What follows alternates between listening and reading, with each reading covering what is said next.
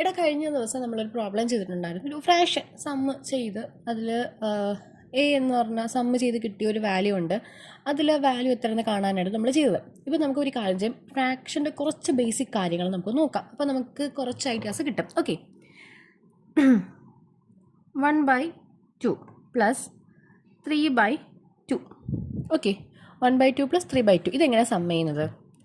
Simply നമുക്ക് denominator രണ്ടും same ആണ്. ഡിനോമിനേറ്റർ എന്ന് പറഞ്ഞാൽ താഴെ തന്നിരിക്കുന്ന സംഖ്യ രണ്ടും സെയിം ആണെന്നുണ്ടെങ്കിൽ ന്യൂമറേറ്റർ രണ്ടും കൂട്ടിയാൽ മതി. 4/2.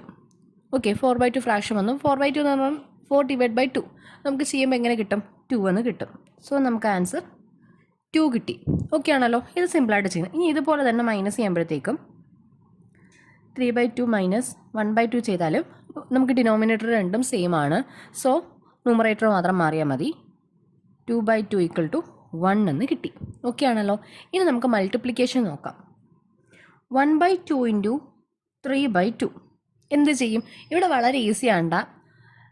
ഇവിടെ നമ്മൾ ഡിനോമിനേറ്റർ അതുപോലെ നിർത്തി. ഇവിടെ അങ്ങനെയല്ല, ന്യൂമറേറ്ററും മൾട്ടിപ്ലൈ, ഡിനോമിനേറ്ററും മൾട്ടിപ്ലൈ. അപ്പോൾ എത്ര കിട്ടും? 3/4 എന്ന് കിട്ടി. ഓക്കെ അല്ലേ? ഇനി അടുത്തത് ഡിവിഷനാണ്. ഡിവിഷൻ വളരെ വ്യത്യസ്തമാണ്. കാര്യം 1/2 ഡിവൈഡ് ബൈ 3/2 ഇതാണ് ഡിവൈഡ് ചെയ്യുന്നത്. അപ്പോൾ നമ്മളെങ്ങനെ ഇങ്ങനെയൊക്കെ വെച്ചാണെങ്കിൽ നമ്മൾ വിചാരിക്കും നേരെ തന്നെ ചെയ്യും. പക്ഷെ അങ്ങനെയല്ല. നമ്മൾ ഡിവിഷൻ ചെയ്യുമ്പോഴത്തേക്കും ഈ റെസിപ്രോക്കൽ എന്നൊരു സംഭവമുണ്ട്. റെസിപ്രോക്കൽ എന്ന് പറഞ്ഞാൽ തന്നിരിക്കുന്ന സംഖ്യ തിരിച്ചെഴുതുക. അതായത് 1/2 ആണെങ്കിൽ അതിനെ 2/1 എന്നാക്കും. 4/6 ആണെങ്കിൽ അതിനെ 6/4 ആക്കും. അത് തലതിരിക്കുന്നതാണ് റെസിപ്രോക്കൽ എന്ന് പറയുന്നത്.